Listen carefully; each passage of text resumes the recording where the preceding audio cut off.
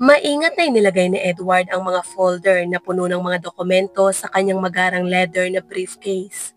Maganda ang kanyang pakiramdam dahil isa ito sa mga araw kung kailan gigising ka at ramdam mong presko ang simula ng araw. Nag-almusal siya ng omelette at orange juice. Isinuot ang kanyang pinakamagandang suit para sa espesyal na okasyon ngayong araw. Mahalaga ito para sa kanyang karera sa negosyo. Matapos ang maraming taon ng pamamahala sa kanyang construction business ng mag-isa, natagpuan na rin niya ang tamang tao na makakapartner niya. Tuwang-tuwa at labis ang saya niya na itinakda ng tadhana na si Dave ang magiging kasosyo niya sa negosyo.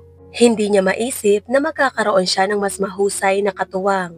Si Dave ang klase ng tao na sanay na sa pagninegosyo sa iba't ibang larangan. Bukod dito, napakahusay din ni Dave sa pamamahala ng mga bagay-bagay sa negosyo. Marami siyang koneksyon mula sa mga negosyante hanggang sa mga makapangyarihang tao. At ang kanilang pakikipagtulungan sa construction ay nagresulta sa malaking pagtaas ng kanilang taunang kita. Sa pagbuo ng kanyang negosyo mula sa simula, maraming hirap ang pinagdaanan ni Edward sa nakalipas na mga taon. Natutunan niyang magtalaga ng mga gawain sa iba, hanggang sa dumating siya sa puntong kaya na niyang maglaan ng mas maraming oras para sa sarili niya. Habang nagkakaroon siya ng mas maraming libreng oras, nagsimula niyang pag-isipan ang ideya ng pagsisimula ng pamilya. Kung tutuusin, higit na 35 taong gulang na siya at ayaw niyang maging masyadong matandang ama. Nais niyang masaksihan ang paglaki ng kanyang mga anak at pagharap nila sa mundo. Gusto rin ni Edward maranasan kung ano ang pakiramdam ng magkaroon ng mga apo at masaksihan ang kanilang paglalakbay sa buhay. Siyempre bilang isang negosyante, marami siyang plano. Hindi siya tulad ng ilan sa kanyang mga kaibigan na ayaw magpaawat sa kasiyahan ng kanilang kabataan. Ayaw niyang pagsisihan balang araw kapag siya'y tumanda na at ubanin na hindi siya nagkaroon ng mga anak. Gayunpaman, wala siyang partikular na tao sa isip bilang potensyal na katuwang sa buhay, lalo na't matagal na siyang hindi nagkaroon ng relasyon. Sa mga nakalipas, nakaranas si Edward ng ilang potensyal na kandidata. At isinailalim pa niya ang mga ito sa mga pagsubok upang sukatin ang kanilang tunay na damdamin para sa kanya. Gayunpaman, palaging bigo ang mga babae sa mga pagsubok na ito. Malinaw na nagpapakita na ang kanilang interes ay nakatuon lamang sa kanyang kayamanan. Hinahangad ni Edward ang isang simple at kagalang-galang na babae na nais magtayo ng isang tahanan at magsimula ng isang mapagmahal na relasyon kasama siya. Ngunit napakahirap makahanap ng ganitong uri ng babae na may tunay na malasakit, lalo na sa mataas na lipunan. Ang mga babae dito ay madalas tuso, mas pinahahalagahan ang pagsabay sa mga gastusin ng kanilang mga kaibigan. Tulad ng pagtitiyak na ang kanilang hairdresser ay hindi mas mura kaysa sa hairdresser ng kanilang kapitbahay. Mahirap makita ang tunay na damdamin sa likod ng kanilang panlabas na anyo. Si Edward, sa kabila ng kanyang kamakailan tagumpay, ay hindi man lang nag-hire ng kasambahay para sa sarili niya. Mas pinili niyang siya mismo ang magpatakbo ng kanyang sambahayan. Lumaki siya sa isang payak na pamumuhay kung saan hindi nila iniiwasan ang mahihirap na gawain. Bagkus ay tinatamasa pa nga nila ito. Habang iniisip niya ang kanyang pang-araw-araw na buhay, tinipon niya ang lahat ng kanyang mga dokumento at pagkatapos ay lumabas ng kanyang apartment. Pagkalabas niya ng gusali, saglit na tumigil ang kanyang tingin sa mga bintana ng kanyang marangyang 4 na kwartong apartment sa itaas na palapag. Kaakit-akit ito sa paningin at may nakapark ding makinis at modernong kotse sa parking lot. Habang papalapit siya sa kanyang kotse, bigla niyang naramdaman ang bahagyang pagdampi ng isang kamay sa kanyang braso. Lumingon siya at nakita ang isang batang babae, mga 8 taong gulang na marumi ang kasuotan. Ang itsura nito ay malinaw na nagpapakita na isa itong tipikal na pulube. Inaasahan ni Edward na hihingi ang bata ng pera, ngunit sa halip sinabi nito ang isang bagay na nagpagulat sa kanya at nag-udyok na umupo sa isang bangko upang magnilay ng malalim. Isang bagay ang sigurado, pagkatapos ng tagpong ito, hindi na siya pupunta sa meeting kasama si Dave. Taon bago ang mga pangyayaring ito, nasa maganda ring disposisyon si Edward. Mas bata pa siya noon at ang kanyang buhay ay lubos na naiiba kumpara sa kasalukuyan. Gayunpaman, hindi ito nakakaapekto sa kanyang sigla at pananaw sa buhay kahit na hindi pa siya lubos na mayaman noong panahon na yon. Naninirahan si Edward kasama ang kanyang ina sa isang masikip na apartment at nagtatrabaho bilang isang karaniwang programmer sa isang maliit na kumpanya ng computer. Gayunpaman, sa kabila nito, nagtataglay siya ng isang mas dakila at mas mahalagang kaligayahan sa buhay. Ang kanyang minamahal na kasintahang si Donna na kanyang napagkasundo ang pakasalan. Ang tanging kailangan na lamang ay itakda ang petsa ng kanilang kasal. Isang araw, naglalakad sina Edward at Donna sa pampang ng ilog, sa isa sa mga parke ng maliit na bayan na nakatago sa gitna ng mga bundok. Ang bayan ay kahanga-hanga ang ganda, ngunit bihirang bisitahin ng mga turista at limitado ang mga oportunidad sa trabaho. Si Donna, kahit na nakapagtapos sa isang pamantasang universidad, ay hindi rin nakahanap ng trabaho roon. Matagal na siyang naninirahan kasama ang kanyang lola, umaasa sa maliit na pensyon nito. Ayaw ni Donna na patuloy na umasa sa kakarampot na kita ng kanyang lola, at nais niyang magsimula ng bagong buhay kasama ang kanyang kasintahan sa mas maayos na kalagayan. Kaya't pumayag siyang lumipat sa malaking lungsod pagkatapos ng kanilang kasal. Gayunpaman, hindi alam ni Donna ang balakid na kaakibat ng desisyong ito. Ang kanyang lola na si Amy na 80 taong gulang. Mahal na mahal ni Amy ang kanyang apo at nais niya itong magkaroon ng pinakamainam na buhay. Subalit may mga pagdududa siya tungkol sa kinabukasan ni Donna kasama ang kasintahang si Edward. Hindi siya lubos na nagtitiwala sa binata na maging maaasahan at protektibong kapareha para sa kanyang apo. Lalo na dahil sa mga nakaraan nitong isyu sa batas at pabago-bagong asal noong kabataan nito. Sa kabila ng pagbabagong nagawa niya sa kanyang buhay at sa pagiging matagumpay, hindi maiwasan ni Edward ang bigat ng kanyang nakaraan. Napagtanto niyang hinuhusgahan pa rin siya ng mga tao batay sa kanyang mga dating pagkakamali. At kahit pa nagbago na siya at naging isang responsable at masipag na tao, hindi niya mababago ang pananaw ng iba. At para sa matandang si Amy, nanatili ang paniniwala niyang kapag lumabag sa batas ay laging lalabag sa batas. Donna, pagsisisihan mo ang pagsama sa lalaking yan. Iwan mo na siya bago pa mahuli ang lahat. Napakaraming mabubuti at masisipag na lalaki dyan na magtatrato sa'yo ng tama. Pero sa halip, dikit ka ng dikit kay Edward na parang pulot. Lola, tama na po ang ganyang mga pananalita. Mahal ako ni Edward at mahal ko rin siya. Nagbago na siya. Ang mga nangyari noon ay tapos na. Sagot ni Donna ng may lambing. Sa kabila ng magkaibang pananaw, nanatili ang respeto nila sa isa't isa at nagawang iwasan ang anumang malalaking alitan. Malaki ang posibilidad na sumama pa rin si Donna sa kanyang kasintahan kung hindi dahil sa kanilang kapalaran. Noong huling paglalakad nila ng magkasama. Sa napakagandang gabi ng tag-init na yon, tila perpekto ang lahat. Ang langit ay malinaw at ang hangin ay puno ng kaaya-ayang halimuyak ng mga tropikal na halaman. Hinawakan ni Edward ang kamay ni Donna at inalalayan siya sa isang madilim na landas sa tabi ng pampang. Habang ibinabahagi ang kanyang mga plano sa paglipat. Magrenta muna tayo ng apartment. Sapat na ang ipon ko para sa ngayon. Pero sa sandaling makahanap tayo ng lugar, magsisimula na tayong maghanap ng trabaho. May kita na rin ako mula sa remote job ko. Kaya sa tingin ko, hindi tayo magkakaroon ng problema sa pera. Dapat nga hindi ka na magtrabaho dahil tungkulin ng lalaki ang magtaguyod ng kanyang pamilya. Sabi ni Edward na may palihim na tingin sa kanyang kasintahan. Pinagkakatiwalaan kita para dyan at sana magtagumpay tayo. Pero nag-alala lang ako para kay Lola. Paano na siya pag naiwan dito mag-isa? Tugon ni Donna habang mahigpit na hawak ang kamay ng kanyang kasintahan. Anong problema doon? Kapag maayos na tayo, kukunin natin siya para tumira sa atin. Gusto ko siya. Halata namang edukada siya at may magandang sense of humor kahit sa edad niya. Ang ganda pa rin ang kalagayan ni Lola Amy. Sagot ni Edward na puno ng kumpiyansa. Hindi sinabi ni Donna sa kanyang nobyo ang opinyon ng kanyang lola tungkol sa kanya upang hindi masaktan ang damdamin nito. Siyempre, alam niyang kailanman ay hindi papayag ang kanyang lola na tumira kasama ang isang taong hindi niya gusto. Habang masaya at magaan ang pag-uusap ng magkasintahan habang naglalakad sila sa tabi ng pampang, biglang sumiklab ang isang sakuna. Isang malakas na ugong ang umalingaw-ngaw mula sa mga bundok sa kanilang paligid, kasabay ng pagyanig ng lupa. Bagaman hindi ito bago sa kanila dahil naninirahan sila sa isang lugar na madalas makaranas ng mga lindol, ngunit ibang-iba sa pagkakataong ito. Tila ibinuhos ng kalikasan ang buong puwersa nito, nagdadala ng isang mapaminsalang daloy ng putik na dumagsa sa bayan ng mabilis. Nilamon ng rumaragas ang daloy ng putik ang lahat ng madaanan nito, mabilis na papalapit sa kinaroroonan ng magkasintahang Edward at Donna. Sa kasamaang palad, direkta silang nasa daraanan nito at huli na para sa kanila ang makaligtas. Ang daan sa likuran nila ay hinarangan ng isang malawak na bitak habang sa unahan naman ay nangangalit na ilog. Bago pa sila makakilos, tinangay na sila ng daloy ng putik diretso papunta sa ilog. Habang naputol ang mahigpit nilang paghawak sa isa't isa, nagawa pa nilang isigaw ang kanilang pagmamahal sa isa't isa. Bago sila tuluyang nilamon ng nangangalit na agos. Isang linggo ang lumipas, si Edward, paika-ikang naglalakad gamit ang tungkod ay pumunta sa bahay ng kanyang minamahal.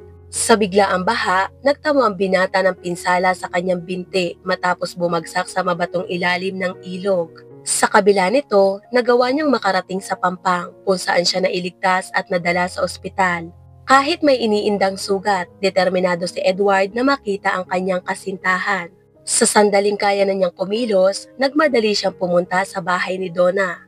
Ngunit nang dumating siya, si Lola Ami ang nagbukas ng pinto. Nakaitim ang matanda, isang bagay na hindi niya inaasahan. Hindi alam ni Edward na nakita siya ng matanda mula sa bintana at nagbihis ng naaayon bago lumabas. "Nasaan po si Donna? Kamusta siya?"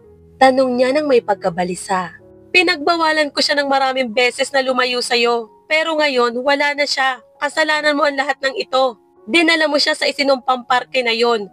At ngayon, nasa konsensya mo ang pagkamatay niya." Sigaw ng matanda. Gumuguho ang mundo ni Edward habang naririnig ang mga salitang yun.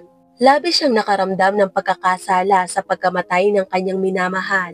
Sa labis na pagkabigla, bumagsak si Edward sa sahig ng hagdanan habang tumutulo ang luha sa kanyang mukha at humahagulhol ng walang tigil. Patuloy siyang pinapagalitan ng matanda bago nito isinara ng malakas ang pinto. Idineklara na hindi man lang siya karapat-dapat bumisita sa libingan ni Donna. Sa kalituhan at lungkot, naglakad siya patungo sa parke kung saan balak nilang pumunta pagkatapos ng kanilang pag-akyat sa bundok. Hindi makayanan ang sakit, nagpasya ang binata na lisanin ang bayan ng araw ding yun, nilamon ng dalamhati at pagsisisi. Ngunit ang hindi alam ni Edward, hindi totoo ang kwentong sinabi sa kanya. Sa katunayan, nakaligtas si Donna sa baha at kasalukuyang nasa ospital na hindi kalayuan mula sa kinaroroonan ni Edward. Pinaniwala rin si Donna na si Edward ay nasawi at tinangay ng rumaragas ang putik. Si Lola Ami ang may pakana ng lahat ng ito sa kagustuhang paghiwalayin ang magkasintahan at mapanatili ang apo sa kanyang tabi. Matapos ma-discharge mula sa ospital, labis na nasaktan si Donna at nahirapang magpatuloy. Gayunpaman, nakahanap siya ng lakas upang ipagpatuloy ang buhay dahil ngayon ay may dahilan na siya para mabuhay. Dinadala niya ang anak nila ni Edward sa kanyang sinapupunan, ngunit nagpasya siyang wag munang sabihin ito sa kanyang lola dahil sa mahinang puso nito. Sa kasamaang palad, hindi nagkaroon ng pagkakataon si Donna na sabihin ang totoo sa kanyang lola. Tila pinarusahan ng Diyos si Lola Ami dahil sa kanyang mapanlinlang na mga gawa. Namatay siya sa atake sa puso 1 buwan matapos mabunyag ang kanyang mga kasinungalingan. Malinaw na hindi kayang ipagpatuloy ni Donna ang pamumuhay sa bayan kung saan mabilis niyang nawala ang dalawa sa kanyang pinakamamahal na tao. Dahil dito, tulad ng kanyang kasintahan, nagpasya siyang ibenta ang kanyang apartment at hanapin ang kaligayahan sa ibang lugar. Ang layunin ni Donna ay makabili ng isang maliit na lumang bahay sa mga kalapit bayan, kung saan maaari siyang sumakay ng bus papunta sa trabaho kapag sapat na ang edad ng kanyang anak na si Chelsea para pumasok sa kindergarten. Gayunpaman, sa ngayon ay naninirahan siya sa isang hostel habang nagtatrabaho. Ngunit ang lahat ng kanyang mga pagsubok ay nagsisimula pa lamang. 3 taon na ang nakalipas mula nang ipanganak ni Donna ang kanyang anak na si Chelsea. Sa panahong ito, nanirahan siya sa hostel at nagtrabaho sa isang pagawaan ng dilata. Ngunit ilang buwan lamang siya tumagal doon. Sa kabutihang palad, inampun din siya ng manager. Pinahintulutang manirahan sa isang silid doon habang umaasa sa mga benepisyo, ipon at maliliit na trabahong part-time bilang mananahi. Ngunit dito nagsimula ang tunay na mahihirap na panahon para kay Donna. Nagsimula ang lahat nang makilala niya ang isang mabait at masayahing babae sa simbahan, kung saan siya nagdarasal para sa kaluluwa ng kanyang kasintahan at lola. Matapos mag-usap at malaman ng babae na nag-iisa si Donna sa mundo at may pangarap na magmay-ari ng sariling bahay, inalok siya nitong tulungan upang makabili ng ari-arian. Sa kasamaang palad, nagtiwala si Donna sa babae, ngunit lumabas na isa pala itong manloloko. Nilinlang siya at ang bagong bahay na akala niya'y kanya ay nakarehistro pala sa pangalan ng babae. Ang mga apela ni Donna sa mga ahensya ng pagpapatupad ng batas ay nauwi sa wala. Dahil hindi nila itinuring na krimen ang ginawa ng babae, lalo na't wala siyang resibo na magpapatunay na inilipat ng babae ang pera. Bilang resulta, naiwan ang mag-ina na walang ipon at di nagtagal na walang din ang tirahan. Kinailangan nilang lisanin ang silid na tinitirhan nila dahil ito ay ibibigay sa pamangkin ng isa sa mga boss ng pabrika. Lubos na nawalan ng pag-asa si Donna nang matagpuan ang sarili na walang tirahan, may bata pang karga sa kanyang mga bisig. Wala na siyang ibang mapuntahan kundi bumalik sa simbahan upang humingi ng tulong sa Panginoon. Kahit pa nakasalubong niya doon ang taong nag-iwan sa kanya na walang-wala, hindi nawala ang kanyang pananampalataya sa Diyos. Sa pagkakataong ito, dininig ng Diyos ang kanyang mga dasal at ipinadala sa kanya ang isang mabait at matandang lalaki. Si Manuel na naninirahan sa lungsod sa kanyang komportabling apartment ay may isang lumang barong-barong sa probinsya. Gayunpaman, ang barong-barong na yon ay masyadong sira at hindi kaakit-akit para sa kanyang mga anak. Sa panahong iyon, inalok ng matandang lalaki si Donna at ang kanyang anak na si Chelsea na manirahan sa barong-barong. Bagamat may dumaraan tren patungo roon, aabutin ng 2 oras si Donna bago makarating sa trabaho. Gayunpaman, iyon lamang ang natitirang opsyon para sa kanila. Kaya't nagsimula silang manirahan sa liblib na baryong yun. Habang lumilipas ang panahon, ipinagpatuloy ni Donna ang pagtatrabaho sa pabrika ng dilata, ngunit ngayon bilang isang accountant. Ngunit hindi pa rin sapat ang kanyang sweldo para makaupa ng apartment sa tabi ng lungsod, lalo na't nagkaroon ng mga problema sa kalusugan ni Chelsea. Ang mga gastusin para sa gamutan ng bata ay kumakain ng malaking bahagi ng kanyang kinikita. Ginawa ni Donna ang lahat ng kanyang makakaya upang matulungan ang kanyang anak. Nagtrabaho pa siya ng part-time bilang isang manggagawa sa linya ng produksyon, ngunit hindi pa rin ito sapat. Ang mahal na gamot mula sa ibang bansa na makakatulong sana kay Chelsea ay masyadong mahal para sa kanila. Si Chelsea ay matalino, maganda at morenang bata, ngunit kailangang magsuot ng salamin dahil sa kanyang karamdaman.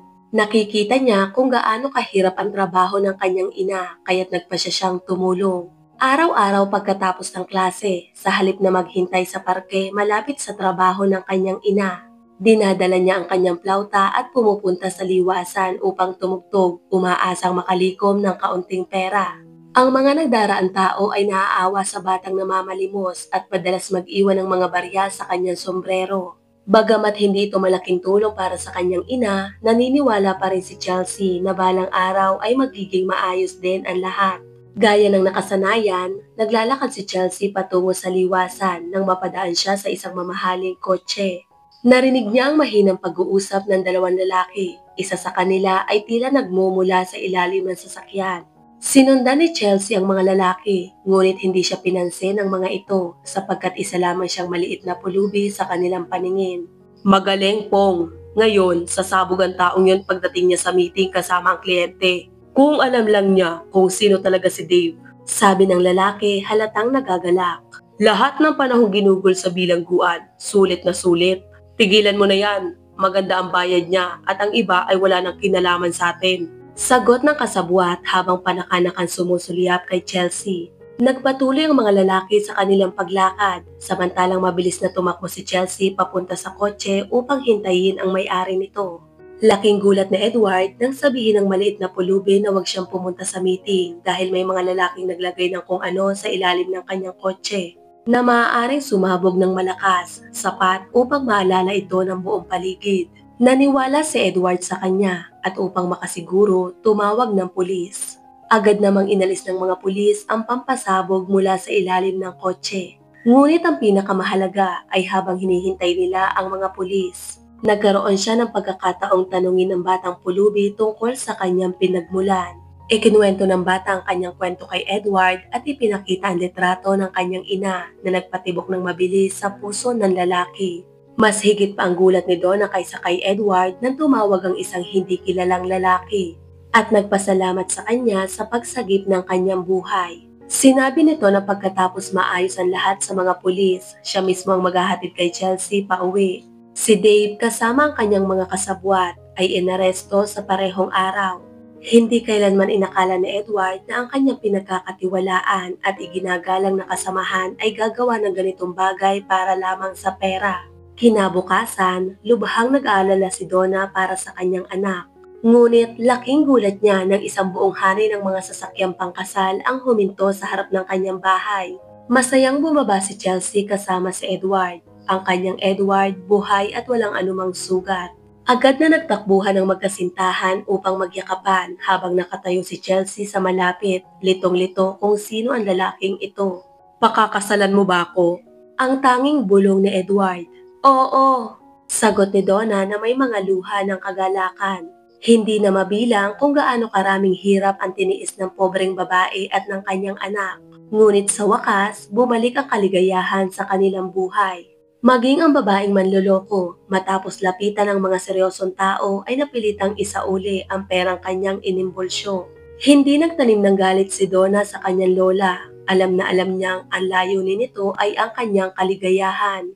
Nang ibahagi nila ang lahat ng ito sa kanilang pamilya sa puntod ng matanda, biglang natakpan ng maliwanag na kalangitan ng isang munting ulap mula sa kung saan bumagsak ang ilang patak ng ulan.